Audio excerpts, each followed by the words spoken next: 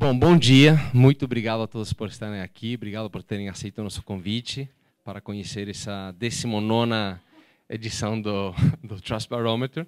Obrigado também a todo mundo que está nos acompanhando via Facebook, inclusive quem quiser participar da conversa, dos debates online, pode usar o hashtag Trust Barometer. Muito obrigado também a Ana Costa por estar aqui com a gente. Ana é diretora de recursos humanos da Hershey, que, como vocês vão ver, um dos temas grandes que sai nessa edição é a questão de engajamento interno e das empresas como empregadoras. E a Hershey vem fazendo um trabalho maravilhoso nesse sentido, então a gente achou interessante ter a Ana aqui para contar um pouco a perspectiva dela. E a partir de hoje à tarde também a pesquisa completa vai estar disponível no site da Edelman. Então quem se interessar, quem quiser resgatar algum dado, etc., pode consultar aí e aproveitar a pesquisa. E obviamente quem achar interessante que a gente faça a apresentação para um grupo maior dentro das suas empresas, estamos à disposição para isso. Então, alguns de vocês já vêm nos acompanhando, vêm há anos, já conhecem a pesquisa, talvez para outros seja um pouco mais uma novidade, então vou dar um pouquinho de contexto. Mas a Edelman faz essa pesquisa há 19 anos, começou em 2001. Geralmente ela é lançada oficialmente em janeiro, em Davos. Aí o Richard Edelman apresenta os dados em Davos e a partir daí fazemos o rollout para cada país com um corte mais específico do país. Então hoje vamos ver algumas informações que são globais e outras mais especificamente do Brasil. Então primeiro vou dividir com vocês só um pouco a agenda para entender o que vamos ver hoje. Eu vou dar um pouco essa introdução, um contexto histórico da pesquisa, para quem não conhece muito, explicar um pouco a metodologia.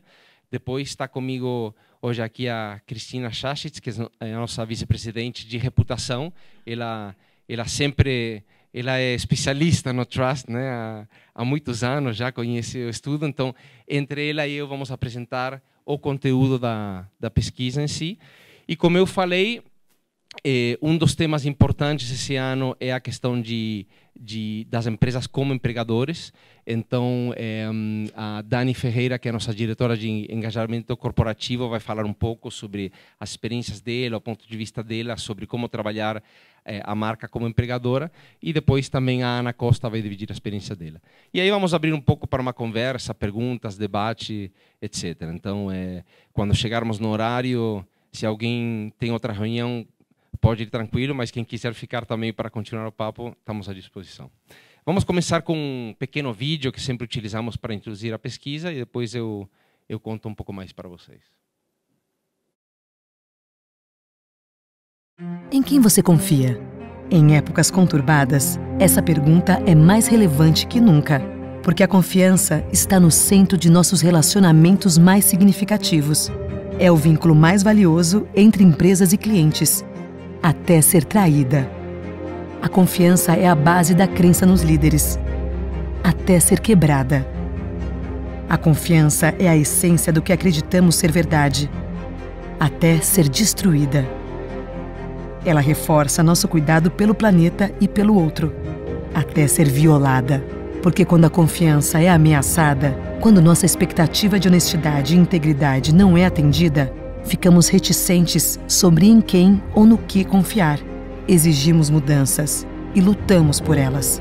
Quando valorizamos a confiança, criamos uma sociedade mais estável. Quando nos esforçamos para conquistar a confiança, surge a promessa de conexões mais profundas e significativas. E quando nos guiamos pela confiança, abrimos caminho para o sucesso de todos e para um futuro mais promissor.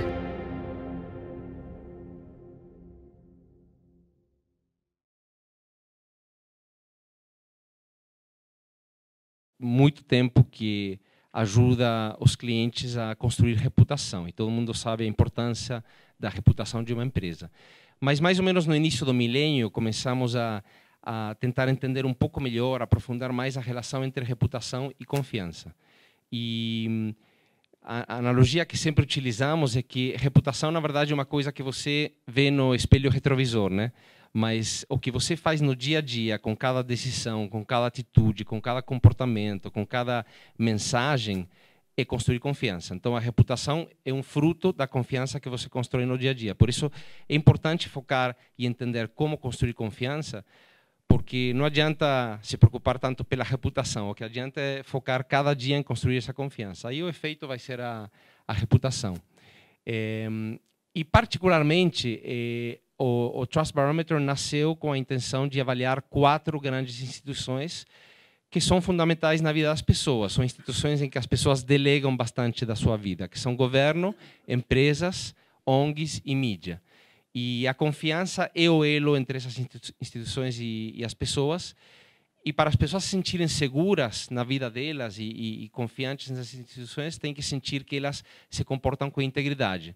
Se essa integridade começa a ser questionada, se realmente o comportamento dessas instituições não é tão transparente, aí começa a desconfiança, começa a gerar insegurança, e por serem instituições muito fundamentais na sociedade, pode vir a ter efeitos muito negativos na sociedade como um todo. Então é importante monitorar isso, e como uma dessas instituições são as empresas, todos vocês fazem parte de empresas, tem um papel importante também para manter uma sensação de segurança na sociedade como um todo. Então, realmente, além de gerar oportunidades de negócio, é uma responsabilidade social importante que todos temos, né, como empresários. Agora, o interessante é que nessa altura do jogo, a gente tem quase 20 anos de histórico e começam a surgir algumas análises interessantes que podem ser feitas a partir disso. Todo ano tem algum tema, alguma novidade específica, mas quando você realmente vê esses 19 anos de estudo, algumas tendências surgem. Então, historicamente, a confiança era uma questão mais vertical, né? Do ponto de vista amplo, social, a confiança vinha das grandes autoridades ao pequeno indivíduo, né? E nos últimos anos isso vem mudando. A gente vem observando uma horizontalização. Eu vou ter que falar essa palavra várias vezes e alguma vez vão me atrapalhar, mas horizontalização da confiança. O primeiro ano que a Edelman fez o estudo, em 2001, foi o ano depois que teve um protesto, uma invasão das ONGs no World Trade Organization, reclamando da globalização. E nesse momento as ONGs ainda não eram uma instituição tão forte quanto são hoje. A partir daí se estabeleceram e hoje vocês vão ver que ainda as ONGs têm um nível de credibilidade, de confiança alto. Mas já foi um primeiro desafio à autoridade, né? As ONGs reclamando no WTO sobre globalização foi um evento importante. Aí, ao longo dos anos 2000, a gente vê, por exemplo, em 2004, um problema de confiança importante, particularmente na Europa e nos Estados Unidos, com as empresas. E a partir daí começa um período onde começa a se horizontalizar um pouco a questão da confiança, passa das autoridades aos pares. Em 2006 surge essa figura que começou a ser mensurada cada ano no Trust Barometer, que é uma pessoa comum, ou como vocês vão ver na pesquisa, uma pessoa como eu, passa a ser um porta-voz de muita confiança. Então, a questão dos pares, dos colegas como fonte de confiança. Aí, a partir de 2007, tem um ressurgimento das empresas, talvez em parte por contraste a uma perda de confiança no governo, mas as empresas começam a se dar bem nesse contexto. 2007, empresas com mais confiança do que a mídia. 2008, os jovens influenciadores considerando as empresas a instituição mais confiável. Depois começa uma expectativa de que as empresas trabalhem em forma mais parceira com o governo para recuperar confiança. E a partir de 2010, realmente vemos que a confiança se estabelece quase como um valor de negócios, né? Um valor essencial até para os negócios. Na metade dos anos 2000, vemos que crescem as expectativas das pessoas. 2014, as empresas devem liderar o debate sobre mudanças na sociedade. 2015, a confiança como sendo essencial, inclusive, para a inovação. E nos últimos 2 anos, o que a gente viu em termos gerais, até com tanta crise mundial, é uma crise geral de confiança. 2017, o grande tema foi a crise de confiança. e 2018 a grande preocupação das fake news, que fizeram particularmente com que a mídia como instituição despencasse. E a gente tristemente vê que vem caindo, esse ano cai ainda mais a confiança na mídia. Agora, esse ano aconteceu uma coisa muito interessante, porque as empresas surgem de novo, em forma forte em termos de confiança, mas com um viés um pouco diferente do que no passado. A empresa surge, está sendo enxergada como empregador. E aí existe uma dinâmica interessante, porque isso de alguma forma se conecta também com essa figura de uma pessoa como eu, e essa horizontalização da confiança. Porque o motivo que a gente vê pelo qual o empregador passa a ser a instituição de maior confiança no mundo todo é porque eu faço parte da empresa. Eu estou aí. Eu tenho muito mais chance de influenciar a minha empresa do que eu tenho a chance de influenciar o governo ou a mídia. Então, na verdade, confiar no meu empregador é uma forma de dizer que eu confio em mim e confio nos meus colegas. Então, tira um pouco não o peso, porque vocês vão ver que tem muita expectativa, mas tira o foco unicamente na autoridade e leva para essa pessoa comum que faz parte de uma empresa. Essa é uma das coisas que mais vale a pena refletir dessa pesquisa, e acho que todos vocês têm que pensar um pouco nisso e como isso funciona nas suas empresas, porque existe um potencial muito grande e também riscos se nada for feito ao respeito. Então, só antes de entrar na pesquisa especificamente, para quem não está familiarizado com isso, contar um pouco sobre a metodologia. A pesquisa foi feita em 27 países, com mais de 33 mil participantes. Particularmente interessante no Brasil é que o campo foi feito entre 19 de outubro e 16 de novembro, que foi entre o primeiro e o segundo turno das eleições. Então, o mood do brasileiro estava bem particular nesse momento. Mas, enfim, um tema a considerar. Geralmente, a Edelman também separa, em alguns blocos da apresentação, separa entre dois públicos. A gente mede um público geral, que obviamente tem o maior número de participantes, mas tem uma amostra muito significativa também do que a gente chama público informado. E os critérios para isso é estar entre 25 e 64 anos, ter formação universitária, estar no 25% superior de renda do país, e relatar pelo menos um consumo de informação significativamente maior do que a média. Então, em alguns casos, vocês vão ver que a gente mostra o contraste entre esses dois públicos e às vezes saem pontos interessantes aí. Então, agora vamos começar nos detalhes da pesquisa. A Cris vai começar com a primeira parte e depois eu volto com vocês. Obrigada. Obrigada, Martin, por dividir esse ano a apresentação comigo. Você que está dividindo comigo. Você me empresta o mudador? Não, esse.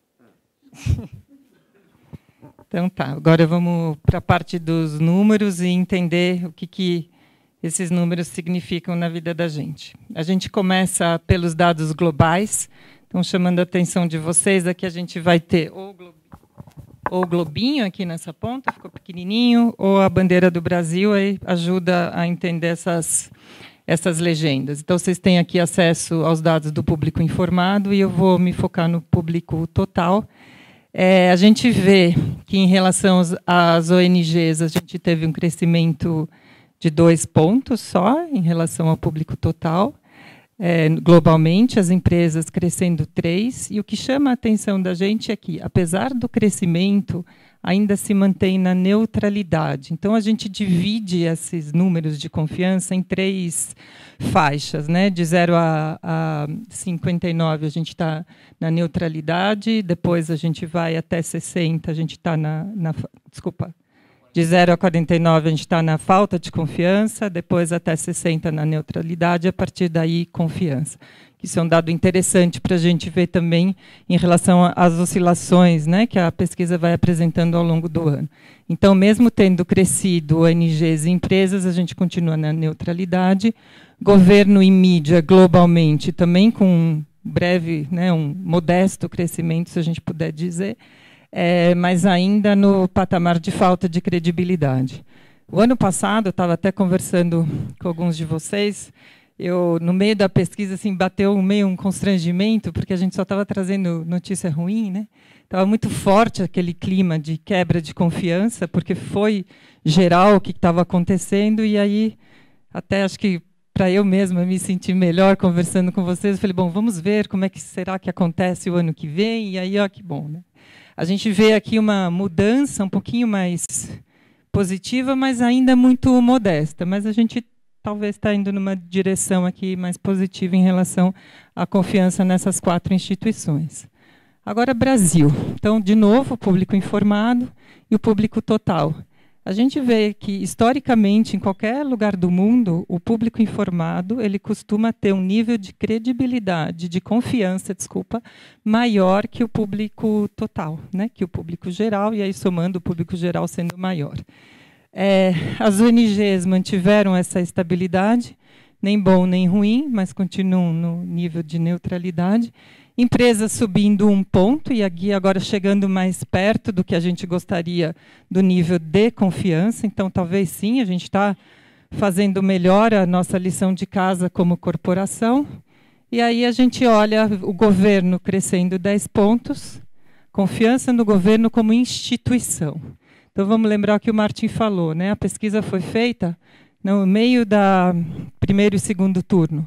E isso é histórico em todos os países. Toda vez que a pesquisa é feita num momento de eleição, existe um aumento da credibilidade no governo como instituição. E aí é fácil inferir. As pessoas querem mudança. E as pessoas querem mudanças para melhor, óbvio. Então, o nível geral de confiança cresce. E isso que a gente está vendo, né, em relação ao Brasil. E a confiança na instituição governo subiu 10 pontos. Aí, ano que vem, eu quero ver, dividir esse momento interessante, esse número, como é que vai ser com vocês. E a mídia, a gente apresenta de novo uma queda. O ano passado, a mídia havia caído 5 pontos, e no ano anterior, 6 pontos. Então, aqui é uma parte, né, da nossa vida que a gente tem que prestar bastante atenção. Indo especificamente para o setor, a gente vê aqui quem acompanha a gente, né, historicamente é sempre assim, o segmento de tecnologia sempre com um alto nível de credibilidade e confiança, e aí a gente vê os outros segmentos pegando carona, e é o que a gente recomenda que se faça. Então, se você pensar, por exemplo, os serviços financeiros, que esse ano também subiu. Aliás, todos esses segmentos esse ano subiram, só abrindo mais uma observação. Muito em função do bom humor, né, da boa vontade que a gente estava em relação às instituições no final do ano passado. Se eu tenho esperança que tudo vai melhorar, então tudo vai melhorar, né? Inclusive a confiança nos segmentos. E o que a gente sugere é que a gente pegue carona nessa questão de tecnologia. Então, se a gente vê serviços financeiros, que são uma área que não necessariamente, né, estão no nível de neutralidade, né, já de credibilidade, aliás, serviços financeiros é um dos setores que pega uma carona muito bem, faz direitinho esse trabalho, né? Você vê bancos, eles não oferecem crédito, eles oferecem facilidade do acesso, apps, e aí vai. Serviços de saúde também estão fazendo isso, né? Se a gente vê que não são, dentro desse ranking, os mais baixos, mas eles estão fazendo essa lição de casa, e isso é legítimo, deveria ser feito, por que não, para a gente conseguir maior proximidade com o público com quem a gente quer conversar. E aí, o ano passado, a gente havia aberto a pergunta, né, o que as pessoas entendem por mídia. E aí a gente... Foi bom para mim, pessoalmente, até a resposta, né, porque não é só imprensa. E a gente aqui na Edelman fala, né, não é só pela mídia, obviamente, que você vai se comunicar. E quando a gente perguntou para os respondentes o que eles entendiam por mídia, mídia são as fontes de informação, aonde eu busco informação. Então, aqui a gente vê que se lá a gente vê, né, que houve uma queda, que a gente abre, né, no dado inicial, eu mostrei para vocês que houve uma queda, aqui a gente abre por mídia. Então, a mídia tradicional ela cresce de 62 para 63, a gente vê uma estabilidade na questão da mídia online, e a gente vê ferramentas de busca decrescendo e mídias sociais decrescendo também. Isso é uma continuação do que a gente viu no ano passado. Despencou a credibilidade nas redes sociais e nos mecanismos de busca. E lá para trás, a gente já havia se surpreendido com a reação das pessoas. Como assim que elas entendem mecanismos de busca como fonte de informação? Porque a pessoa bota no Google, estou falando a pessoa média, e o Google traz informações. E aí, até onde que a pessoa entende que quem está trazendo aquelas informações é ela mesma, né, pelo hábito de pesquisa que ela tem. Mas, assim, mesmo assim, né, houve queda e as redes sociais despencando também. Como o Martin falou, a gente vai ver mais para frente, o próprio a fonte de informação, a pessoa como eu, também caiu a confiança. Ela ainda está num patamar alto, mas caiu. E o ano passado já havia caído bastante também. Então, isso é uma relação muito óbvia, né? Então, eu começo a perder confiança no meio igual, porque é o meio igual que começou a compartilhar um monte de coisas que a gente acabou olhando o ano passado com mais profundidade, as fake news, e isso ainda é um reflexo que a gente vive. Esses dois quadros, os próximos dois quadros, vou explicar primeiro o quadro para trazer, acho que eles aumentam, né, ampliam um pouco o cenário para a gente. Eu estou comparando o público total de 2018 com o público de 2019, né, e esses dados, esses números aqui do lado, que formam esse ranking, eles são a média simples dos valores de confiança nas 4 instituições de cada um dos países, né? Então, a gente vê uma pequena mudança. Esse verdinho é o dos desconfiados, que a gente passou a chamar assim. O Brasil já faz 4 anos que estreou nesse grupo, subiu um pouquinho em relação ao ano passado, de 44 para 46, mas está longe ainda, inclusive, da neutralidade. Então, se eu quisesse ser um pouco mais otimista do que eu estava o ano passado, a gente está melhorando, mas eu acho que vai ser devagar. A gente vai subir para a neutralidade, e aí vai subindo para depois a gente chegar no nível de confiança, vamos ver o que acontece. A gente tem aqui as maiores mudanças, né, em termos de confiança. O ano passado, a China estava ganhando disparado, Estados Unidos ficou em último lugar, até quando o Richard apresentou isso em Davos, foi a comoção, né? Então, aqui a gente vê Hong Kong chegando no nível de confiança já de 2013, saindo de uma crise política importante, já com um clima mais favorável em relação a todas as instituições, e Rússia e Espanha com uma queda grande, Rússia já pela segunda vez em último lugar. A gente pensa, né, em toda a situação do país, embargos econômicos, recessão, como é que está. A própria Espanha é influenciada muito pela questão separatista, atentado terrorista. Esses dados a gente traz mais para ilustrar como todo o contexto influencia muito no momento da pessoa responder essa pesquisa. Do mesmo jeito que aqui no Brasil a gente estava nesse humor, né, nesse melhor humor em relação a... porque a gente estava em eleição, cada um dos países tem um motivo por que ele está mais ou melhor ou pior colocado nesse ranking. Esse quadro já é diferente, já é 2019, público informado e população geral. Lembrando que o público informado, tradicionalmente, é mais otimista, digamos assim. Então, as pessoas se informam melhor, têm melhores condições de formar a sua opinião. Mas isso é um dado preocupante, né? A gente tem aqui uma disparidade muito grande entre o nível de confiança do público informado com o do público da população geral. E aí esses números aqui são os gaps. Então a gente vê o campeão de audiência aqui na questão do gap é o Reino Unido. Dá para imaginar, né? Por que é, né? Então você vai falar assim, como é que está a condição econômica das pessoas? Não está ruim, mas você está num dia a dia, uma incerteza, você não sabe o que vai acontecer, renuncia, não renuncia, separa, não separa. Aliás, ontem eu não sabia que Brexiting virou um verbo. Então, quando você vai sair de uma festa, mas não vai, você fala, I'm Brexiting. Então, eu vou, mas ainda vou encontrar alguma... Eu li isso ontem, achei Achei maravilhoso, vou começar a adotar. Então, já virou... Então, isso mostra, né, comprova mais uma vez, a questão do clima que acaba surgindo nos países, né? Então, a gente vê, são 18 países que estão com gap de 2 dígitos entre os dois públicos, né?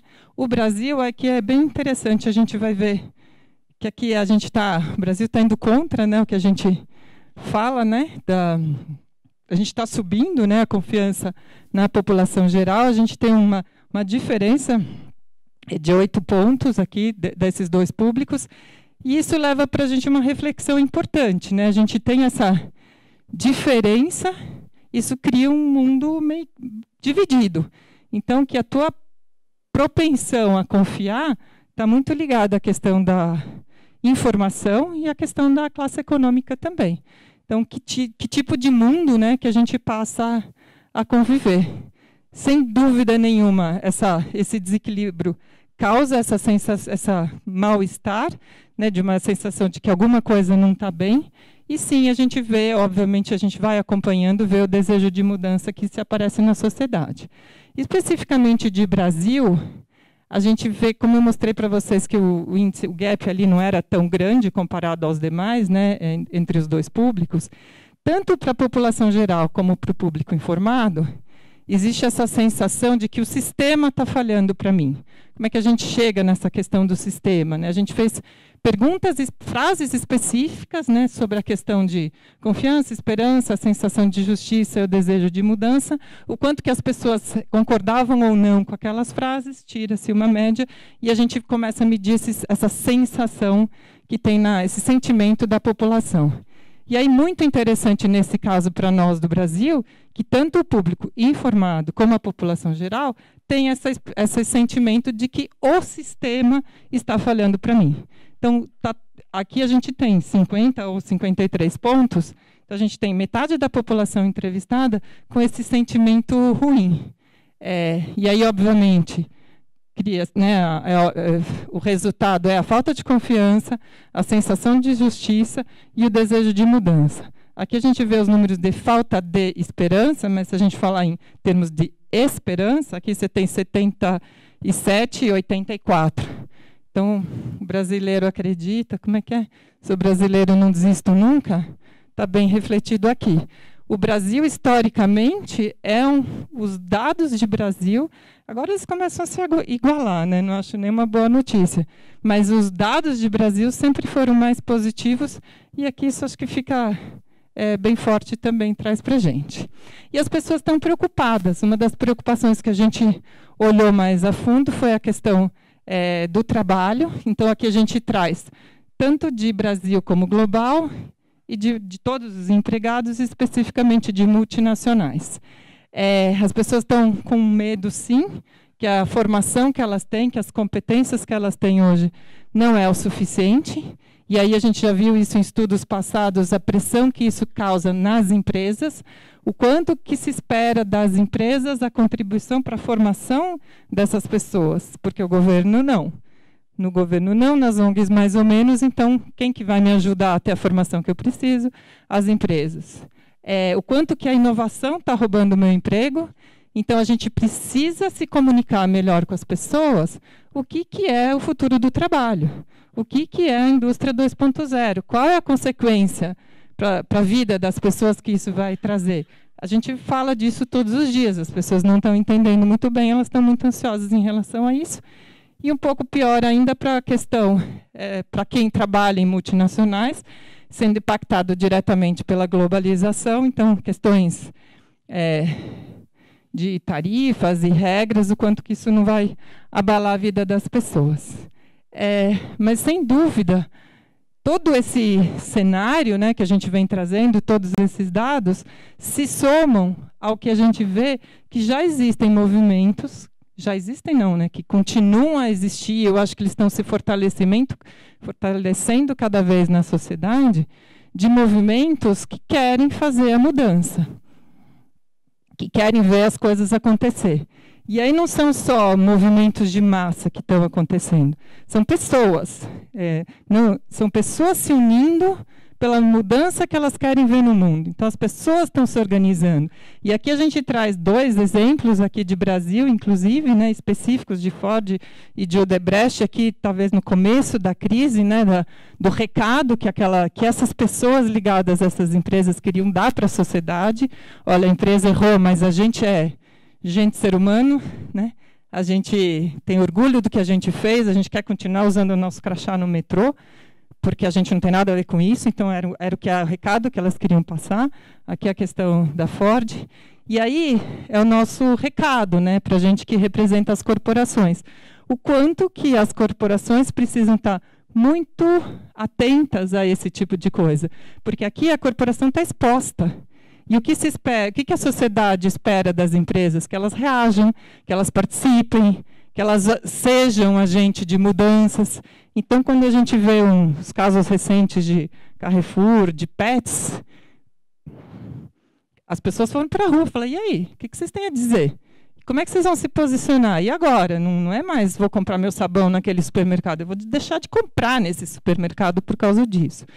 Então, aí a gente vê bem, né, a gente não trabalhou em nenhuma dos casos, aí dá a liberdade, né, para a gente fazer essa avaliação, o quanto, né, que a Pets reagiu aprendendo com o erro alheio, né, porque isso eu acho que faz parte da sabedoria também, né, mas é o quanto que as empresas estão ouvindo o que as pessoas estão falando na rua. Está tudo junto. A pessoa que está aqui protestando é a pessoa que amanhã vai falar bem ou mal e defender ou atacar a própria empresa onde ela trabalha, e a gente sabe como isso funciona. E a boa notícia, em relação ao que a gente teve o ano passado, que eu acho que esses movimentos estão trazendo, que as pessoas estão mais preocupadas em buscar informação. Então, ano passado, a gente tinha um número alto de desengajados, que eram as pessoas que falavam para a gente que elas consumiam notícias menos de uma vez por semana. Isso dá aquele mal-estar, né? Que você fala, se você não consome notícia, onde você está se informando? Em rede social, que pena, né? Então, que clima que isso... Então, mudou. Então, a gente já começa a ter um número menor de desengajados e, consequentemente, um número maior de pessoas que consomem notícia e compartilham. E aí, uma coisa minha, eu espero que elas estejam consumindo a notícia certa e compartilhando a notícia certa.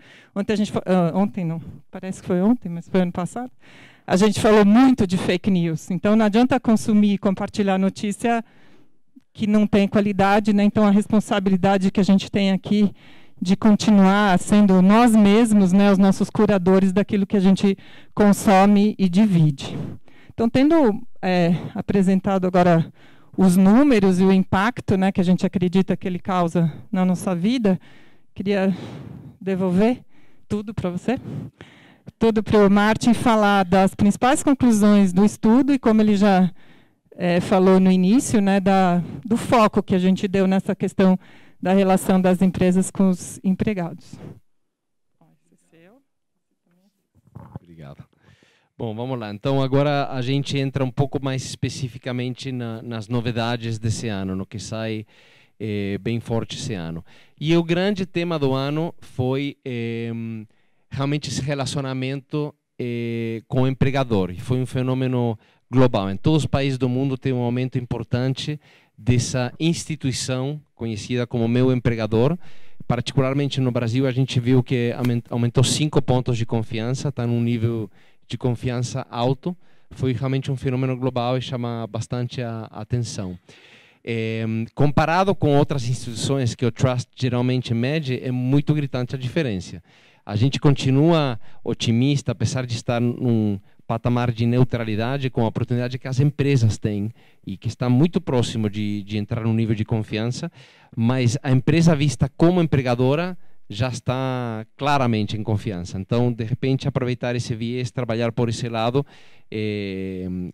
seria bem importante nesse momento. Quando a gente compara isso entre públicos, vemos que também existem pequenas diferenças, mas é geral. Entre público total e informado, o nível de confiança no empregador é bem alto. Quando a gente separa entre as pessoas que consideram que o sistema está falhando ou que consideram que está funcionando para elas, também é bem alto, poucas diferenças. E a divisão entre homens e mulheres também tem uma pequena diferença, mas nos dois casos é bem alto. Então, em geral, todo mundo está realmente enxergando um nível de confiança elevado no seu empregador. Tá? Importante isso. Isso é uma continuação de coisas que tínhamos visto já na pesquisa do ano passado, mas visto com esse viés novo, é interessante de rever. A expectativa de que os CEOs das empresas deveriam promover mudanças, ao invés de esperar que o governo as promova, aumenta ainda mais. 73% das pessoas, um aumento de 13%. Então, 73% das pessoas esperando que os CEOs tomem a iniciativa e atuem primeiro, né?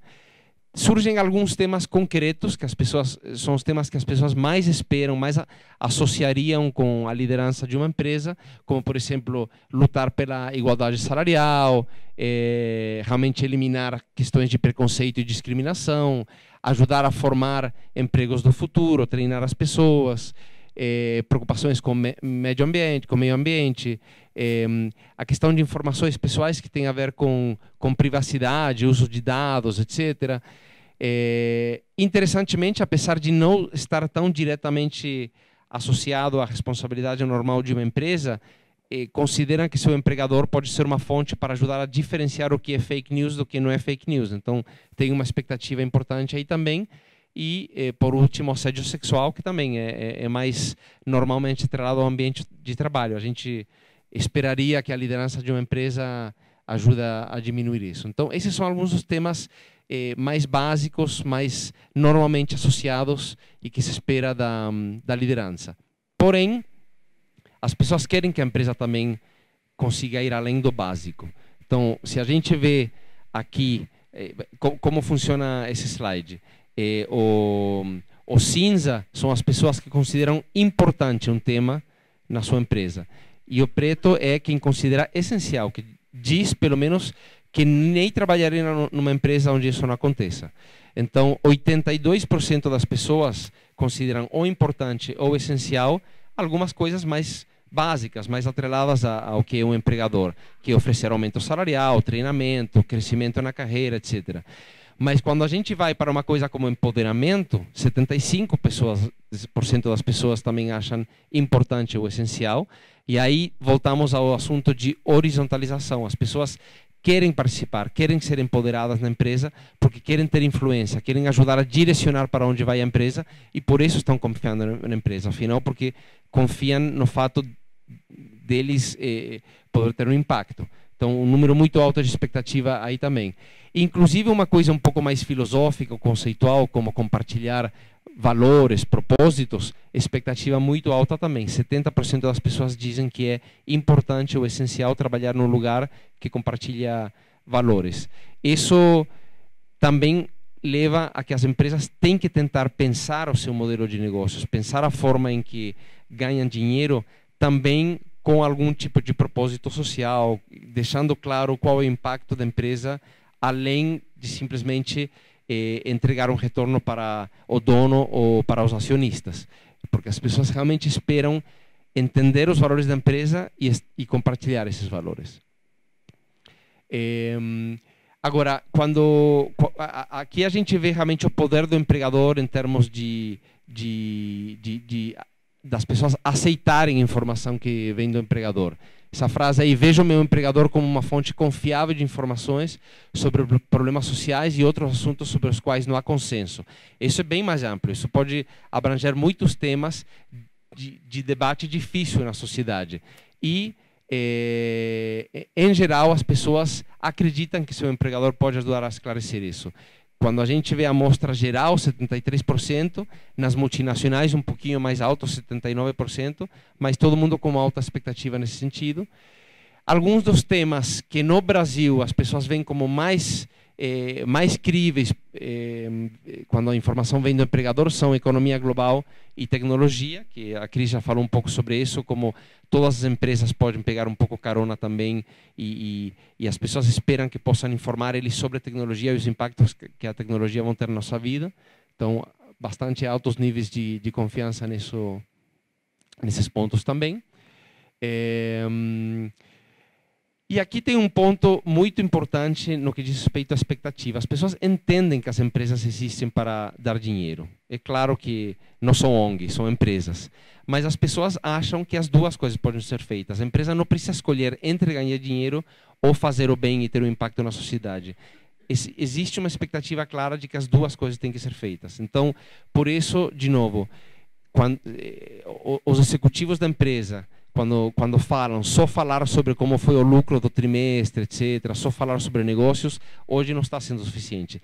Tem que também se posicionar sobre outros temas, tem que mostrar que a empresa sim é bem sucedida, tem futuro, as pessoas que trabalham aí vão continuar empregadas porque a empresa está indo bem, mas o que a empresa também está fazendo pela sociedade, como está realmente contribuindo para uma melhor, para um mundo melhor.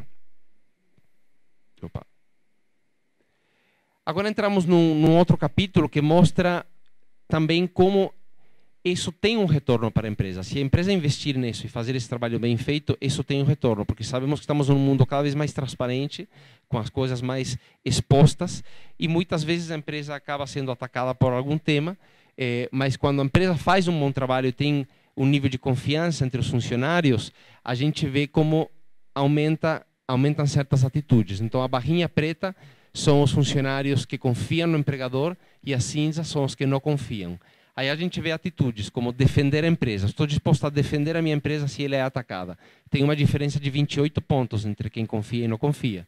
Ou engajamento, né? Realmente querer fazer parte, se engajar com a cultura da empresa, com as expectativas, a filosofia. Uma diferença de 27 pontos entre quem confia e não confia. Lealdade, querer ficar na empresa, construir uma carreira de longo prazo aí. Diferença de 26 pontos entre quem confia e não confia. Inclusive comprometimento, que passa mais por uma questão de resultados, de querer realmente prestar o melhor serviço, atender melhor os clientes, fazer o que for necessário para ajudar a empresa a ganhar dinheiro, o comprometimento também é bem mais alto, 19 pontos de diferença entre quem confia e não confia. Então, realmente, tem um retorno positivo aqui. Aqui também a gente avaliou algumas frases que dizem mais respeito ao público em geral. Então, a forma como uma empresa trata seus empregados é um dos melhores indicadores do seu grau de confiabilidade. 78% das pessoas concordam com isso. E hoje fica muito exposto a isso, principalmente quando é negativo. A gente já viu Love Mondays, etc., esse tipo de site que deixa muito exposto se uma empresa é criticada, se trata mal seus funcionários. O público em geral acredita que como a empresa trata os funcionários diz muito a respeito da empresa. Ou uma boa reputação pode me fazer experimentar um produto, mas se eu não conseguir confiar na companhia por trás dela, logo vou parar de comprar. É interessante, aqui 66%. Tem um dado da outra grande pesquisa que a Edelman faz todo ano, que é o Earned Brand, que coincide bastante com isso.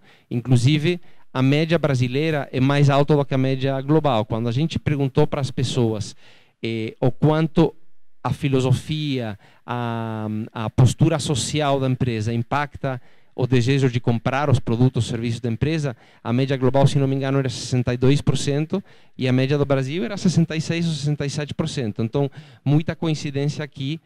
Também na hora de escolher um produto, de estar disposto a dar dinheiro para uma empresa, como essa empresa se posiciona, se tem uma filosofia, se não tem, e o quanto é consistente com isso. Outro ponto importante quando a gente começa a pensar como se comportar internamente, como engajar os funcionários. A gente vê aqui o ranking de porta-vozes. E, obviamente, uma pessoa como eu continua sendo o porta-voz de maior confiança, mas na lista como um todo a gente vê 4 figuras que estão associadas à empresa. Então, o segundo, especialista técnico da companhia, ou diretores da companhia, CEO, funcionário comum de uma companhia, todos com ganhos muito importantes de credibilidade, são todas as pessoas que estão dentro da empresa. Se eu engajo essas pessoas, se eu dou voz para essas pessoas, se eu convido elas a defender a empresa, a falar da empresa, todas elas acabam tendo um impacto sobre essa primeira pessoa, que ao final sou eu, né? Uma pessoa como eu, uma pessoa comum. Todas as pessoas são pessoas comuns também. Então, esse mecanismo de conectar as pessoas, de engajar as pessoas, de torná-las defensoras da empresa, acaba tendo um impacto também externo para o público em geral. E então chegamos aqui no último capítulo, que são só algumas recomendações. E, obviamente, isso depois pode ser muito trabalhado dependendo da realidade de cada empresa, mas algumas tendências gerais, o que a gente recomenda nesse contexto? Primeiro, a gente acha que é muito importante liderar a mudança, não ser passivo. Então, a empresa tem que ser inspiradora, tem que responder a esses anseios que as pessoas têm, isso que a Cris apresentou sobre o futuro, será que eu vou ser substituído por robôs, por inteligência artificial? A empresa tem que posicionar as pessoas sobre isso e tem que ajudar a preparar essa força de trabalho para o futuro, fazer as pessoas que trabalham aí sentirem que lá elas não vão perder o emprego porque estão se preparando, estão se qualificando para o mundo que vem lá na frente. Empoderar os funcionários, os empregados, que também falamos muito sobre isso, dar voz para eles, permitir que eles participem, sintam que têm uma influência na empresa e estejam dispostos a falar pela empresa e defender a empresa, dar voz para eles, criar ações conjuntas, compartilhar muita informação. Uma pergunta que surge para a Edelman no mundo inteiro, até pelo o leque gigante de empresas que a gente atende, é bom, onde eu começo? Em muitos casos, o melhor é começar localmente. Primeiro, resolver as questões dentro de casa, com os empregados, e depois começar nas comunidades onde a empresa atua. Tem empresas multinacionais, estão presentes em praticamente todos os países do mundo e tem que ter uma pegada um pouco mais ampla do que isso.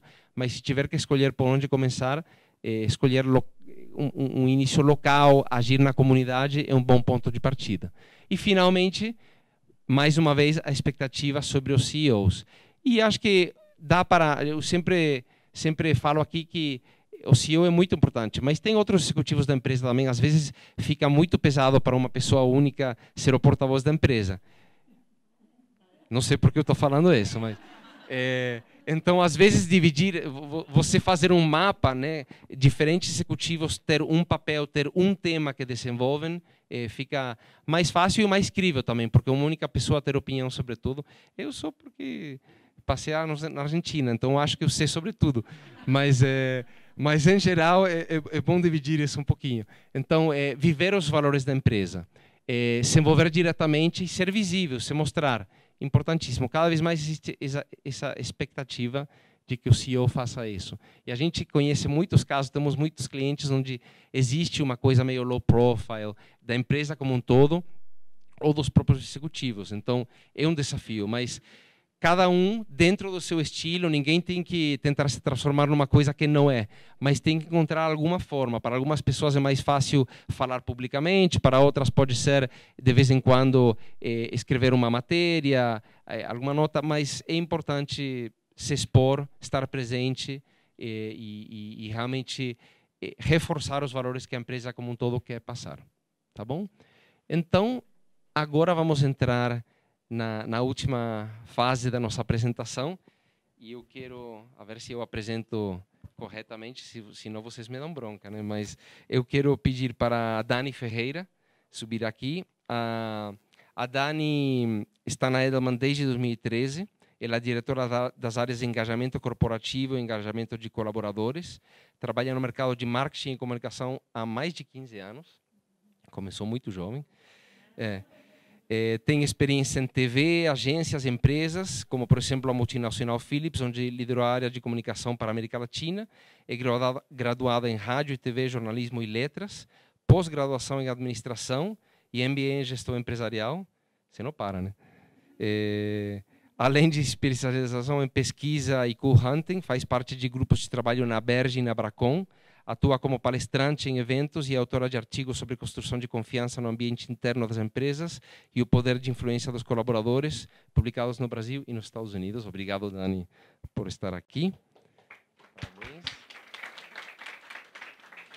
E temos também a Ana Costa, por favor, diretora de recursos humanos da Hershey do Brasil. Ana tem experiência em gestão de mudança e desenvolvimento de líderes com foco em alta performance, mestre em gestão de pessoas pela FEA USP, com MBA executivo internacional pela FIA, é conselheira da Associação Brasileira de Recursos Humanos, integrante do grupo G3 de Recursos Humanos, reúne mais de 25 anos de experiência na área de gestão de pessoas e negócios, exercendo o papel de diretora de RH do Brasil e da América Latina em empresas nacionais e multinacionais. Liderou mudanças organizacionais e processos de integração de diferentes culturas decorrentes de fusão, aquisição, redução e expansão de negócio. Então, temos duas especialistas hoje aqui que vão passar um pouco para a gente seus pontos de vista sobre esse tema. Posso pegar esse?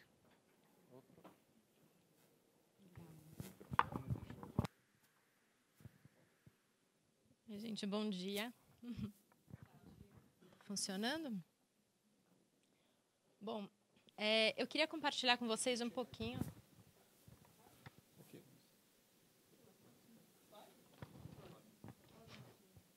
Falo pertinho? Pronto. Bom dia, então, de novo. Eu queria compartilhar com vocês um pouquinho da nossa visão aqui na Edelman, né, de como que a gente constrói relacionamento e comunicação junto a esses colaboradores que a gente acabou de ver, que principalmente esse ano estão ganhando cada vez mais o destaque que eles de fato merecem, né? Eu sempre vim advogando ali, e aí esse ano a Edelman, quando trouxe esse resultado na pesquisa em relação ao empregador, eu falei, pronto, esse é meu ano, né? Aí eu fiquei mais feliz ainda de trabalhar aqui. E eu queria que vocês relembrassem comigo, acho que agora eu vou me atrapalhar com muita cor. Eu queria que vocês lembrassem comigo daquele quadro que o Martin mostrou, lembra daquelas vozes, né, que são potenciais porta-vozes da organização e que a gente viu ali que 4 deles estão dentro da empresa, né, que é o especialista técnico, o board, o CEO e os funcionários. Com o grande potencial que, na hora que ele tira o crachá, ele se torna aquela pessoa comum. Então, muito mais confiável até de falar ali do seu lugar, né, na empresa, num evento, que é super importante, num congresso, mas a hora que você vai com seus amigos, no happy hour, na hora que você vai com a sua família, naquele domingão, né, naquela churrascada, apesar de eu ser quase vegana, né, não devia estar falando isso, mas nas suas redes sociais, e principalmente como a gente tem visto no WhatsApp, você se torna aquela pessoa comum e é a voz mais confiável que a gente tem hoje para promover ou para defender uma marca. Então, como que a gente pode construir isso de dentro para fora? Então, levar essa confiança de dentro para fora. E aí vocês me permitem que eu vou rabiscar aqui, fazer um desenho, apesar de eu ser péssima nisso. Mas vamos tentar. Bom, quando a gente pensa, né, na questão da empresa, né, é o primeiro elo aqui, óbvio, né, quando a gente fala de comunicação corporativa, a gente sempre parte da essência da marca corporativa, então tudo que ela revela para a gente, né, em termos de potencial de marca, de negócio, de valores, então a gente tem aqui essa marca corporativa, tá certo? E aí agora está muito na moda, né? O Martin mesmo já colocou bastante isso na fala dele, da tal marca empregadora, né? Acho que todo mundo já ouviu falar, a gente tem feito vários trabalhos aqui de construção de EVP e tal, mas o que é a marca empregadora no fim do dia? Ela é quase uma licença poética, vamos dizer assim, né? Porque a gente vai beber dessa marca corporativa e vai fazer esse recorte aqui para a marca empregadora, porque no fim do dia a gente vai estar escolhendo alguns atributos e experiências que a gente quer passar para um público muito específico, né? Porque aqui estão todos os públicos da empresa, que são os colaboradores. E eu coloco de propósito porque é muito comum a gente falar de marca empregadora quando a gente vai falar de atração de talentos. Mas antes de atrair talentos, né, a gente tem que pensar em quem está aqui dentro, que justamente por meio deles a gente pode também atrair os talentos do mercado, porque daí a gente consegue, inclusive, garantir uma relação muito mais legítima e alinhar expectativas, né? Porque ninguém gostaria de dizer, ó, vem aqui, você vai trabalhar na NASA, aí chega lá, né? Bom, não é bem assim, né? Não tem nenhuma nave espacial aqui. Então, a gente tem nessa relação do dia a dia, essa construção que ela é muito conjunta da marca empregadora com os seus colaboradores. Então, isso acontece muito no dia a dia da organização. E aí é óbvio que a gente tem uma relação bem importante aqui entre os líderes, né, e as suas equipes. Então, a gente busca muito, né, essa formação da competência de comunicação dos líderes, né, para que eles entendam, né, Ana? E aí o RH é muito parceiro nisso, né, de que os líderes eles têm na sua competência de gestão a da comunicação. E eu acho que isso é para qualquer pessoa que, na verdade, queira viver em sociedade, né, porque vai não se comunicar muito num relacionamento para ver o que acontece. Então, essa questão do líder e da equipe, principalmente dentro da empresa, que ainda está um pouco nessa organização mais estruturada de poder. Óbvio, pode ser um poder comando-controle, pode ser um poder de inspiração, situacional, enfim, mas ainda reserva um pouco dessa estrutura, né? A gente tem aqui também um outro grupo de pessoas que são muito influentes, né? Não sei se eu escrevi certo. Influenciadores, que são pessoas, vocês já viram na empresa de vocês, aquele pessoal que sempre parece ter um pouquinho mais de informação, aquele pessoal que vai e anima o happy hour da sexta-feira, que vai se conecta com a galera, ou quando você precisa, né, colocar uma campanha no ar, você vai lá e fala com essa meia dúzia de gente e fala assim, pessoal, me ajuda, passa aí para o WhatsApp e tal. Então, essa influência ali que a gente observa, né, que hoje, né, são os blogueiros, mas a gente tem os mini blogueiros ali dentro da empresa também. Então, são essas pessoas que a gente pode também se associar para, inclusive, fazer com que a comunicação seja muito mais um processo horizontal, descentralizado, e na Rush a gente está nesse segundo ano, né, Ana, de formação do que a gente chama de agentes de comunicação, que são pessoas que não vai só pôr o pôster na parede, né? Se ela quiser, ela até pode fazer isso, mas são pessoas que vão participar ativamente do processo de comunicação. Então, produzindo conteúdo, ajudando num evento, trazendo informação, dando feedback. É um grupo que a gente realmente até trabalha a questão do desenvolvimento, né, dá treinamento para eles nessa competência de comunicação. Bom, como que a gente faz isso no dia a dia? Porque aqui a gente está falando muito de relação, né? De pessoa com pessoa ali. Eu acredito que a gente tem aqui 2 pilares, que um é a base da consistência, né? Que é a questão do conteúdo. E isso daqui é que a gente precisa ter muita consistência para não mudar todo mês e não ser quase que sacrificado naquele fluxo, né, de informação que dá. O RH quer falar do não sei o quê, da sexta que mudou. Aí o cara da TI vem e fala, puta, vai ter manifestação aqui, vai ter manifestação louca, vai ter atualização do sistema, não sei o quê, mas manifestação eu peguei até na... pronto, também dá. Obrigada. Então, essa parte da consistência, da gente saber realmente, né, bebendo aqui dos objetivos de marca e negócio, né, ter pilares estruturados do que a gente quer construir com essas pessoas, essa é a forma que a gente consegue construir nelas uma coisa que é importantíssimo, que é repertório. Essa questão do repertório é o que vai dar para as pessoas as evidências, né, de que aquela organização para a qual elas realmente querem trabalhar, que elas querem fazer parte. Porque daí, desse outro lado, tem uma coisa que é um pouco mais solta, um pouco mais emocional, né, que são as experiências que a gente quer realmente trazer para as pessoas, as sensações e, principalmente, a questão do orgulho, né, e até felicidade no momento que você se vê fazendo aquilo, né, que também te realiza. E essa questão do orgulho aqui, ele é muito importante quando ele está associado a repertório. Porque orgulho pelo orgulho, o que é? Puta, eu tenho muito orgulho de trabalhar na Edmo. Nossa, adoro trabalhar aqui. Só que a partir do momento que alguém vem e fala, sério, por quê?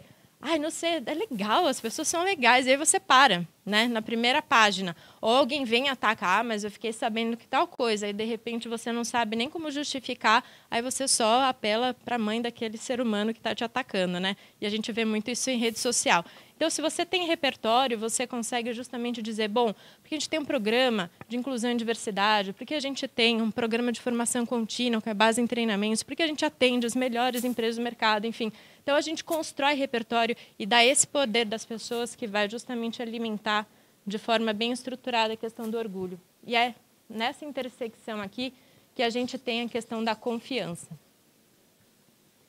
Essa é a possibilidade de formação legítima de confiança junto com essas pessoas.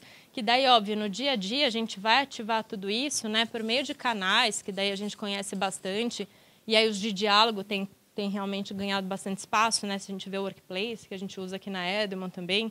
A questão dos rituais. E aqui tem muito uma questão do face a face, né? E desse compartilhamento que é do aqui e agora. É isso que a gente está vivendo agora, que às vezes é muito mais forte do que só postar uma notícia na intranet, né? Que é legal como repertório, gestão de conhecimento, mas assim, essa troca aqui é fundamental. E é esse momento que, inclusive, os CEOs, os líderes, né? Eles podem se posicionar e dizer também aquilo que eles acreditam e não só setar os objetivos de negócio, mas dizer como que a gente vai chegar lá. Isso é o mais difícil, né? A gente sabe como muitas vezes a gente fala, mas como? Como que a gente vai conquistar tantos clientes assim? Como que a gente vai ter esse faturamento? Não sei, mas eu sei que vai. Não, mas não é assim. Então, explica, né? E esses são momentos super importantes para alinhar. Além de campanhas, de eventos também, que daí quebram a rotina e podem criar momentos mais memoráveis no dia a dia. Tem um problema aqui.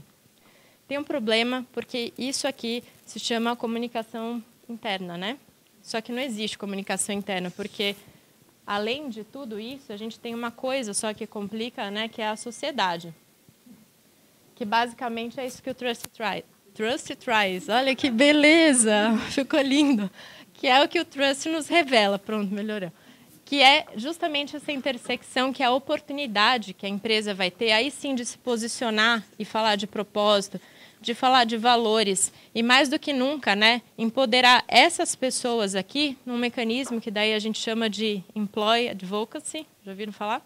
Né? Que é o Employee Advocacy, que é a possibilidade dessas pessoas com repertório e orgulho nessa relação de confiança, serem, de fato, aqueles embaixadores da marca que a gente tanto fala, mas que, às vezes, no fim do dia não é exatamente bem assim, mas eles têm realmente esse potencial de se tornar os defensores e promotores da marca aqui fora, né? Então, no almoço, no happy hour, nas redes sociais, no WhatsApp, com consistência, com repertório, com orgulho, né? Então, é basicamente esse o caminho que a gente quer, né? Porque só ter essa síndrome do controle meio fake aqui, né? De que, não, o que importa é aqui. Não, é comunicação de dentro para fora, né? É construção de confiança de dentro para fora, que é basicamente o que a gente advoga, né? Mas, se tudo isso ficou meio que um rabisco, a gente pode simplificar e fazer assim... que eu falei para o Rodrigo Kogo, da Berge, na semana passada, que eu vi na rede social dele, falei, Rodrigo, vou roubar porque eu achei que é muito simples e muito bom. A gente pode ter um sistema de construção de líder, né, de confiança, de comunicação, de qualquer coisa que vocês queiram classificar assim, né, só dirigido para mim mesma, fechado em mim mesma, ou eu posso ter um sistema que se expande, né, e ilumina os outros e cria conexões e relações de confiança.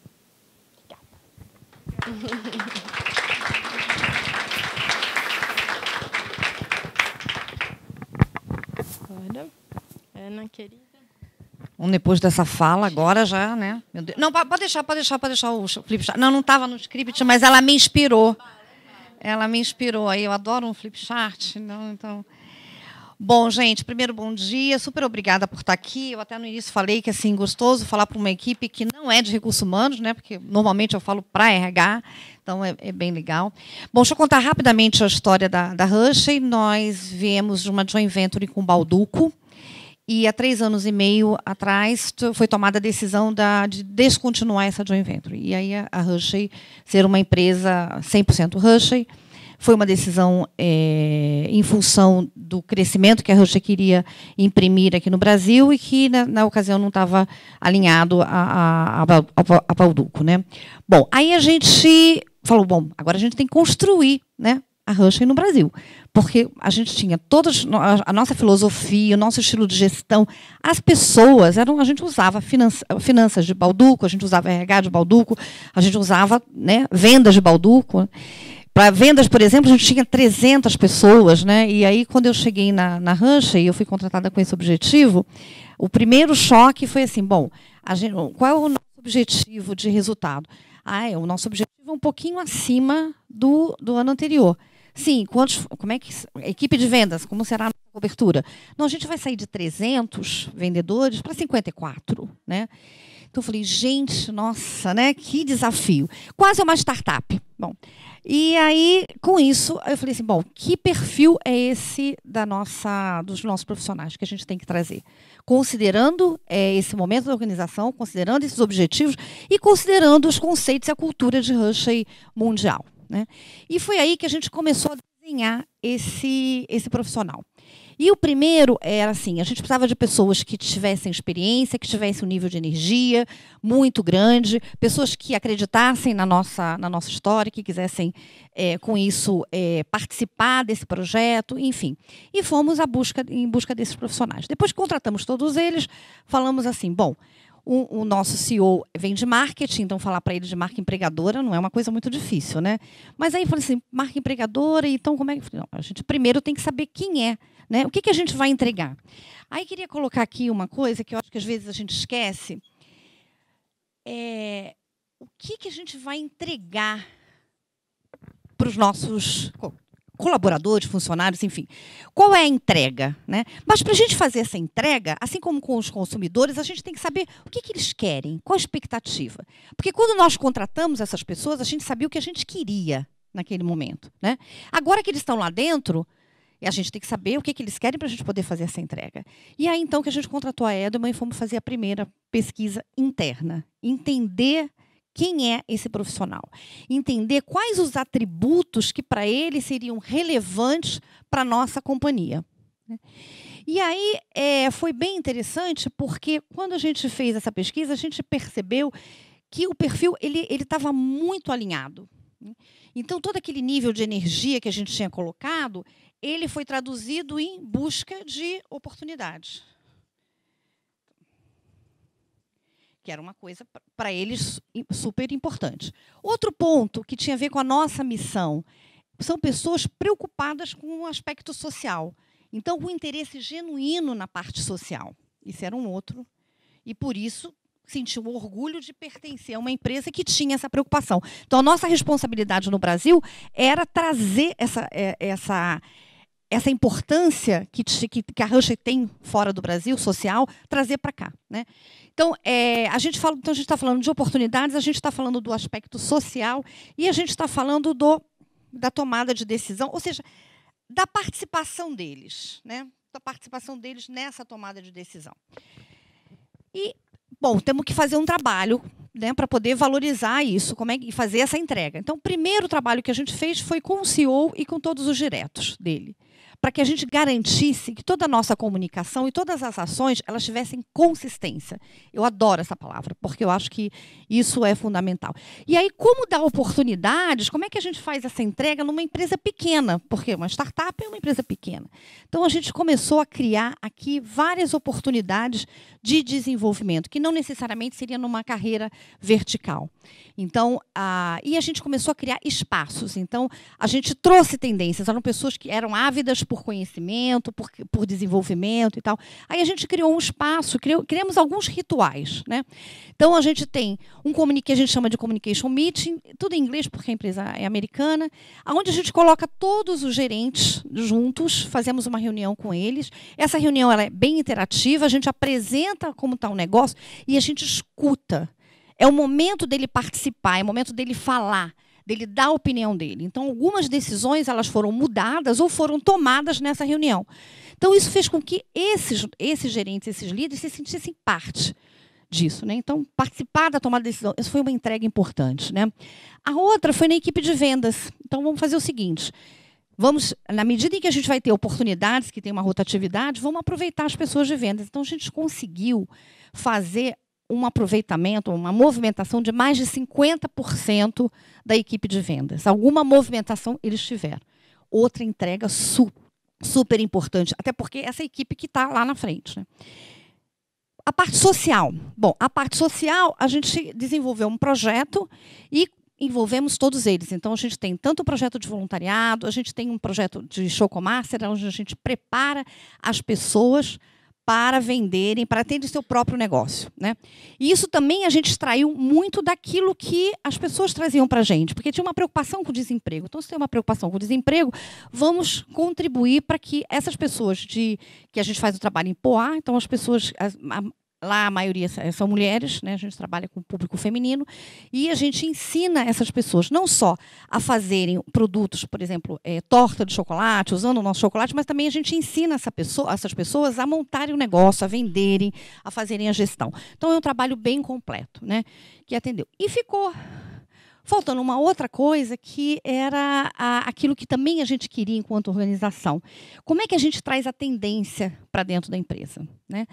Porque a gente percebeu que tinha uma curiosidade, um interesse em oportunidades, mas não só para ocupar posições, mas também saber o que acontece no mercado.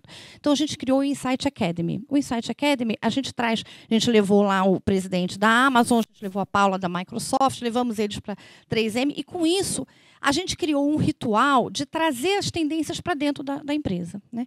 E teve um resultado muito interessante, porque quando a gente trouxe o presidente da Amazon, começamos a falar do e-commerce e, em seguida, a gente montou um grupo multifuncional para trabalhar o projeto e-commerce, né? E que hoje vai se transformar num negócio nosso. Né? Então, por que isso? Porque essa entrega ela foi exatamente de acordo com a nossa equipe. Então, quando a gente levou o Insight Academy, a gente levou num contexto em que os profissionais estavam super alinhados e abertos e interessados nisso. né? Então, eu sempre digo assim, a gente tem que analisar quais são as entregas que a gente tem que fazer em qualquer empresa. Talvez em uma outra não funcionasse tão bem.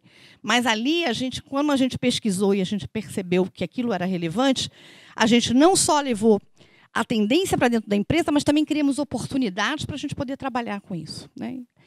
E, por último, a gente tem o que a gente chama de workshop, né? Que é para falar um pouco de cultura, é workshop mesmo. Eu, como carioca, não podia deixar de ter. Né? Então, o workshop é um momento que a gente fala mais de cultura, empoderamento feminino, a gente fala de LGBT, enfim. A gente traz alguns assuntos relacionados a isso. Hoje, inclusive, a gente vai ter um. Então, e é um momento bem gostoso de troca, né? Que as pessoas elas têm muito, muito interesse, né? Eu acho que esse é basicamente os nossos desafios, o que a gente tem construído. Eu só queria finalizar com uma coisa, né, que eu quero falar para vocês, porque eu acho que é importante. A gente está trabalhando com a Edelman no sentido de termos uma marca completa, né? Então, eu acho que esse é o próximo passo que a gente dá, aproveitando essa pesquisa fantástica de quando a gente fala que, puxa vida, o CEO, hoje ele vai ser mais ouvido, ele tem credibilidade, então acho que a gente tem que ver a marca nossa, não só como marca de produto, marca empregadora, marca institucional, qual é a marca da nossa empresa? Porque a marca é a personalidade dessa organização. Né? E aí, quando você define a personalidade da organização, fica tudo mais fácil. Porque aí o CEO ele vai saber exatamente do que ele tem que falar, como ele tem que engajar, porque ele está falando da personalidade daquela organização. E aí, gente, não dá para trabalhar separado. Né? Por isso que eu queria passar essa mensagem para vocês, assim, trabalhar junto com o RH. Enfim, não dava para não fazer propaganda de RH, tá certo? Mas é importante esse trabalho em conjunto. Né? Tanto vocês influenciando o recurso humanos, como recursos humanos influenciando vocês, para a gente criar uma marca e criar ações que sejam consistentes com essa personalidade. É isso.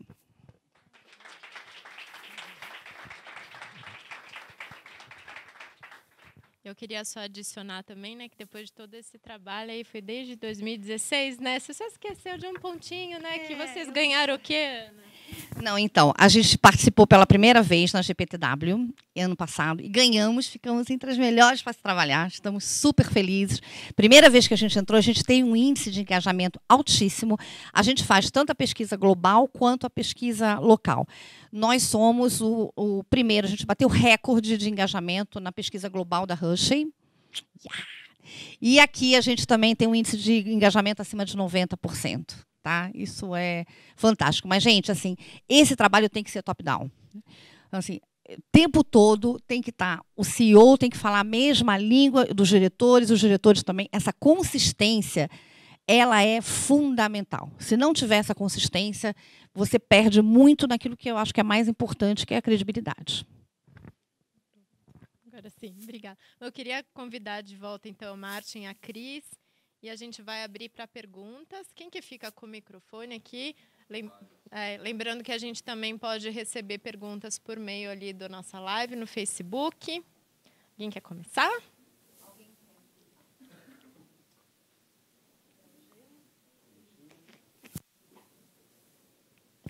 Vai, gente. Ok. Espera aí, deixa eu te dar o microfone aí.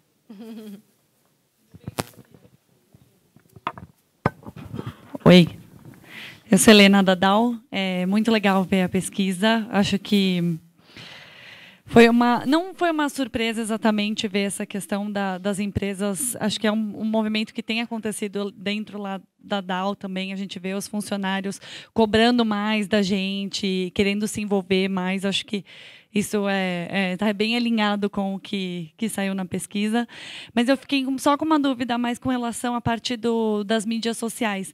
Ela inclui a parte do WhatsApp, ou como o WhatsApp é uma ferramenta forte aqui no Brasil, às vezes não para outras regiões, as pessoas não entendem o WhatsApp como uma mídia social? É mais para tirar a dúvida mesmo, porque eu acho que o WhatsApp foi um grande protagonista na propagação dessas fake news no ano passado e pode estar aí camuflando um resultado de outras ferramentas, né? Enfim, que podem ter um pouco mais de credibilidade por conta também do trabalho que as empresas fazem nessas ferramentas, né? Num Twitter, Face, Insta. Sim, a pergunta é essa, me corrija se estou errado, Cris, mas a pergunta é essa é feita falando das redes sociais como um todo. Não é aberta uma lista, um checklist para esclarecer exatamente todas as que estão aí. Mas eu não tenho dúvida que quando as pessoas respondem por redes sociais, incluem o WhatsApp, sem dúvida. Acho que... né? O que a gente vê, perguntou ano passado especificamente, eram as plataformas, né? Então você tinha você tinha as divisões, né? Pelas plataformas que a gente trabalha. O WhatsApp ele é muito importante. O que acontece é que a gente não consegue medir. Então, do mesmo jeito que a gente consegue medir nível de engajamento, ampliação, seja em Face, seja em Insta, o WhatsApp ele ainda fica ali escondidinho e a gente sabe o quanto que ele é forte, mas ele está mais como ferramenta do que como rede social. Ele passa a ser uma rede social no momento que você tem um grupo. E aí sim, aquela sua rede, né? Então, sim, a gente entendeu o WhatsApp como um propagador de informações para o bem e para o mal, mas quando a gente fala em rede, a gente está falando no Face, no Insta, tá bom?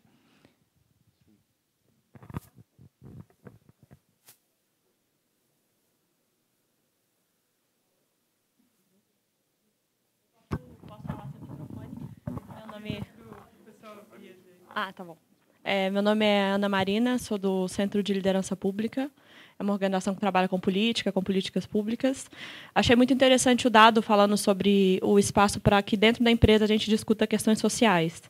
E acho que, dado principalmente o momento do país, enfim, a gente acompanha bastante, queria entender qual que seria o espaço dentro das empresas para a gente discutir e debater política, né, dado que a sociedade está provavelmente influenciando muito, né, em todos os espaços, né, com relação a essa questão.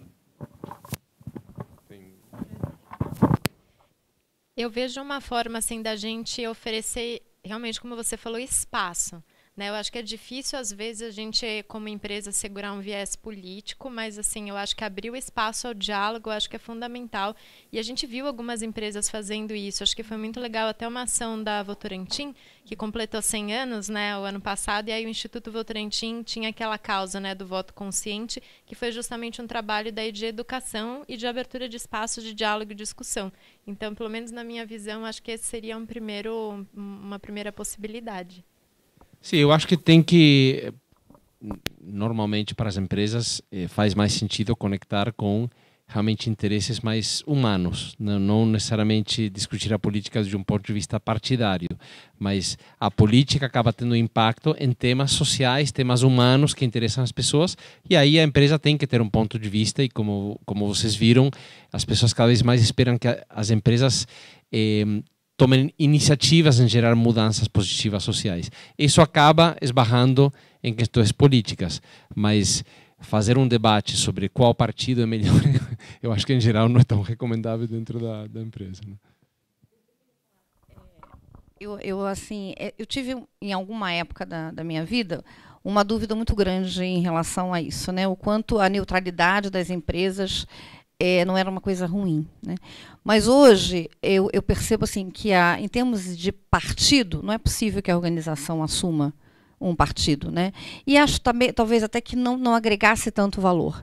Por outro lado, eu acho que existem várias formas de se posicionar favoravelmente. Uma delas é isso, incentivar que as pessoas votem, levar as informações, levar economistas para falar sobre como é que está o mercado, como é que está um cenário e outro, abraçar algumas causas, independente de qual partido, né? E abraçar de fato, se posicionar, que eu acho que é importante, que a empresa tem que fazer, o CEO e os diretores precisam se posicionar em algumas causas. Então, eu acho que existem uma série de coisas que podem ser feitas sem que a empresa tenha que assumir um partido.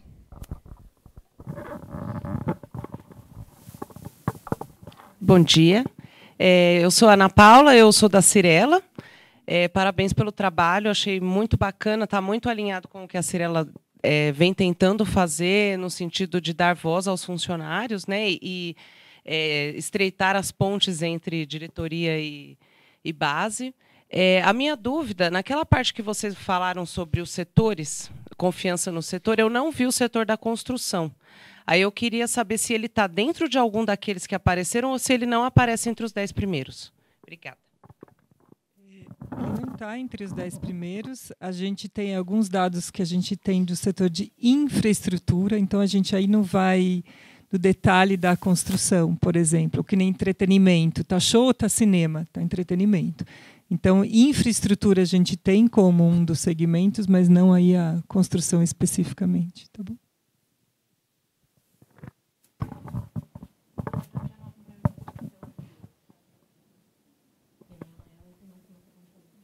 Bom dia, eu sou a Paula Fiore, sou gerente de comunicação da Adtalem Brasil. Queria saber um pouquinho mais do universo dessa pesquisa, especificamente em Brasil, também com relação à capilaridade.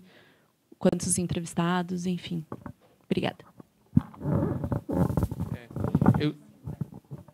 1.150, né? E, se não me engano, 200 são do público informado e 950 do público geral. E para essa pesquisa especificamente também foi feita uma amostra extra de funcionários de multinacionais, que acho que eram 500, né? Então,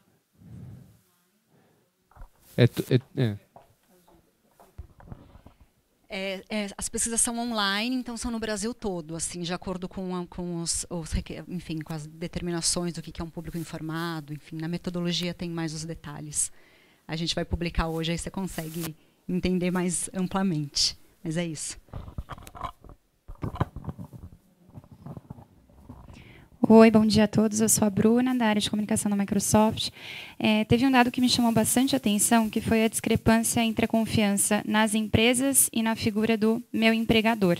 Eu queria entender se vocês aprofundaram essa pesquisa, chegou a entender mais no detalhe quais aspectos estariam por trás dessa diferença, né, dessa discrepância, que realmente foi algo que me chamou bastante atenção. Obrigada.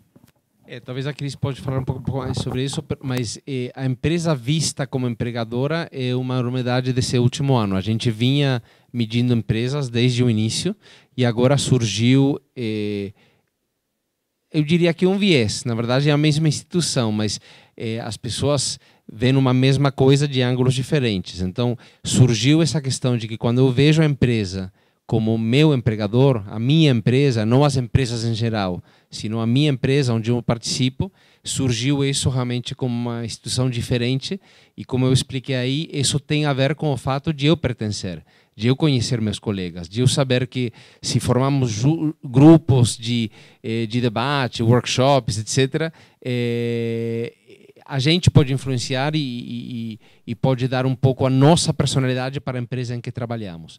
Então, acho que acho que não tem um corte muito mais científico ou quantitativo do que isso. É uma questão de ponto de vista.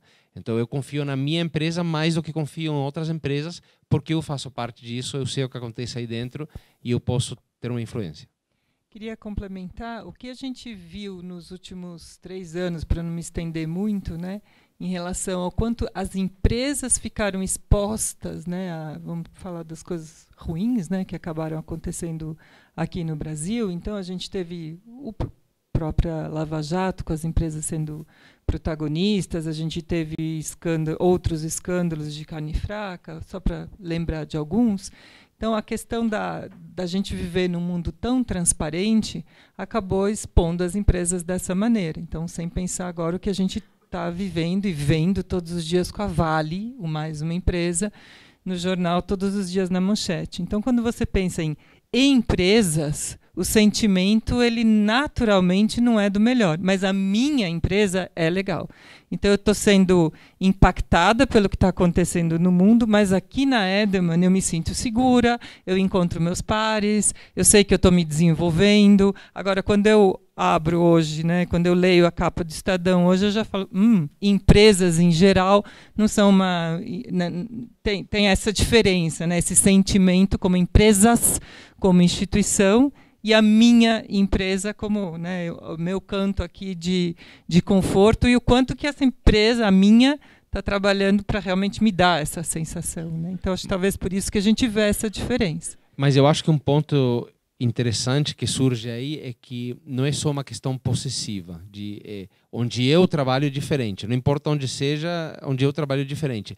Cada vez mais tem uma consciência de para quem que eu vou escolher trabalhar. Eu tenho valores em comum, é uma empresa que vai me empoderar, é uma empresa que tem as características que eu procuro e, claro, numa crise econômica é mais difícil porque as pessoas precisam pagar as contas, mas principalmente quando a situação econômica melhora, eu acho que a gente vai ver realmente as pessoas escolhendo onde querem trabalhar muito em base aos valores e ao que enxergam aí. Então, para atrair talentos e para continuar crescendo como empresa, vai ser importante se posicionar.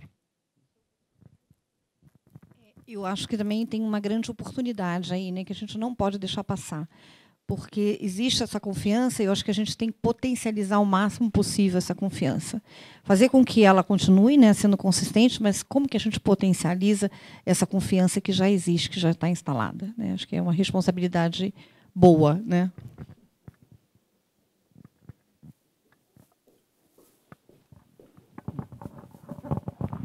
Oi, bom dia. Eu sou a Kika, trabalho no Outdoor Social como planner e pesquisa. Eu tenho uma dúvida com relação às mídias que vocês estavam falando de credibilidade.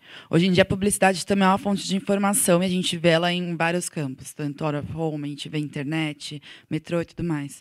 Queria saber se a gente conseguiria aplicar essa credibilidade também para a parte de publicidade. Como é que está desenvolvendo isso? Essa é minha? Tá. Bom... Que eu tenho 27 anos de propaganda. Agora todo mundo sabe. Olha, um dado concreto, eu posso depois dar minha opinião também, mas tem um dado concreto que saiu, não me lembro agora em que ano, mas já saiu há alguns anos.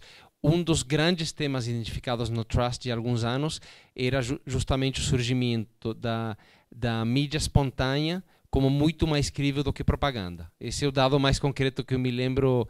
Acho que foi no início dos anos 2000, uma coisa assim.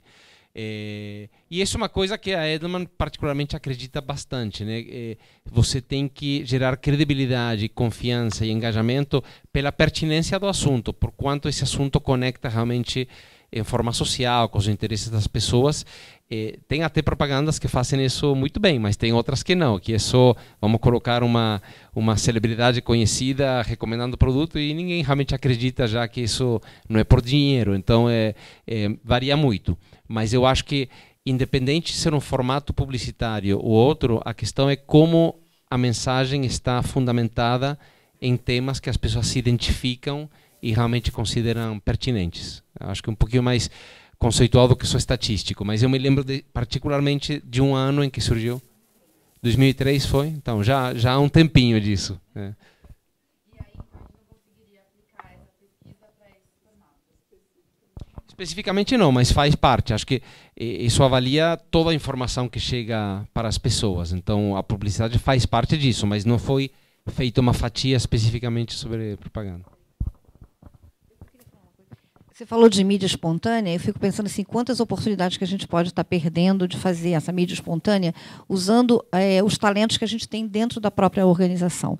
Porque a gente foca bastante o CEO, eu acho que tem que focar, não estou dizendo que não, mas talvez identificar que outros profissionais ou que outras pessoas dentro da organização podem ser trabalhadas, tenham diferenciais que possam ajudar e gerar, né, essa mídia espontânea. Tem uma história muito pertinente, estava até contando antes de entrarmos aqui, mas no ano 2017, eu ainda estava na Macan e o maior case do ano, que ganhou todos os prêmios em Cannes, foi da Macan Nova York, que foi a Fearless Girl, né? Não sei se todo mundo conhece, mas para uma empresa financeira, para um fundo de investimento que queria apoiar especificamente empresas que tivessem, acho que no mínimo 50%, não sei se 50%, mas pelo menos 40% de mulheres em cargos de liderança, eles criaram fundos só de empresas que cumpriam com isso.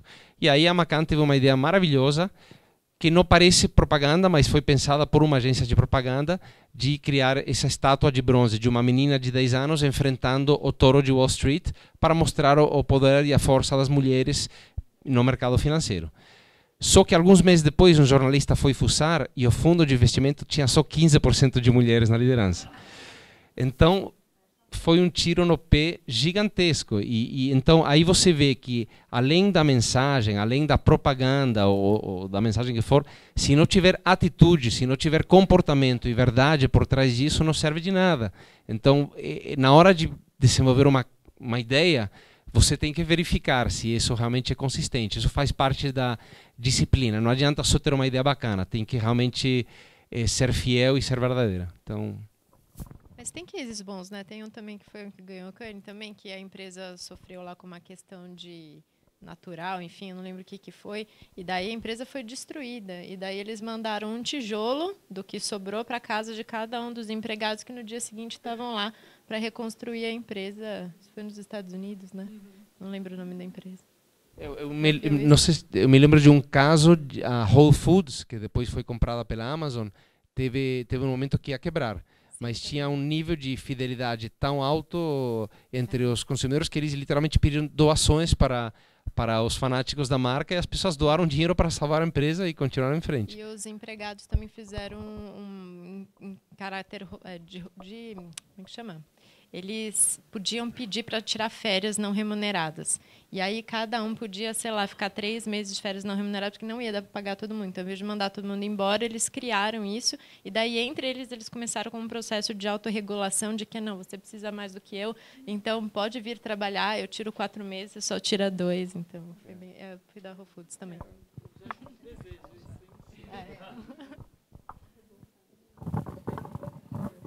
Bom dia, eu sou Camila da Cultura Inglesa. Minha dúvida é se vocês sentiram, em algum momento no estudo, se a perda do emprego é refletida no aumento da credibilidade do gestor, do CEO. O medo de perder o emprego fez com que, de alguma forma, influenciasse esse aumento? Acho que de credibilidade não, aumentaria a dependência, claro, né? Acho que as pessoas sim estão apegadas bastante ao emprego, porque os medos associados à tecnologia e o que vai acontecer no futuro aumentam, então acho que existe cada vez uma dependência maior, mas quando a gente está mensurando o quanto existe confiança e credibilidade, eu acho que isso acaba não influenciando, não? Que acho que a sua pergunta foi em relação ao CEO, né? Talvez em relação à imagem da empresa como empregador. Como empregador, né? Pode ter talvez uma correlação se a gente pensar que a pessoa mas também vai liderar questões de educação, como elas têm medo, né, de não só de perder o emprego por questões econômicas, mas a gente não sabe como vai ser o futuro do trabalho. Todo mundo faz previsão, mas no fim do dia a gente não sabe. E então, o CEO é uma figura que, no caso, muita gente acha que tem muito mais informação, né, do que ele próprio. Eu acho até que como figura de empregador em geral da empresa, né, de prover aquelas competências do futuro, talvez. E com certeza o CEO tem um papel importante de acalmar essas preocupações, isso sem dúvida, sim. Vou dizer que ele também não sabe. Ou pelo menos se não souber admitir isso, né, que acho que já gera credibilidade, gera confiança, mas...